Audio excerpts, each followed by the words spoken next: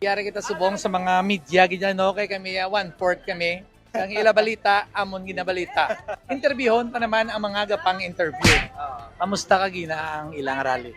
Okay naman sir, nangin generally peaceful, most especially sa diri sa may syudad sa Bacolod. Actually, unlike sa any other places diri sa Philippines, mas peaceful ang taga Bacolod when it comes sa rally. Siyempre, kay mga taga-Bacolod, sweet. Exactly. Kay biskan Nice gapangapig smile. na, at yun takakaroon. Ay, katawa mo dyan. I really agree on that sir. Daw tawag na malulo gid magahambal. Yes, Pero all in all, they are really good. Most especially ang naga-rally diri. importante, nakapabutyag sila sang ila mga Mga gusto nga ipalapot sa government. media. Kamo 1/4 kami mo, kay inyo balita, amon ginabalita. So kami mahatsi today. Kamusta ang aton nga rally subong? How's the peace and order? And how's the people nga nagarally?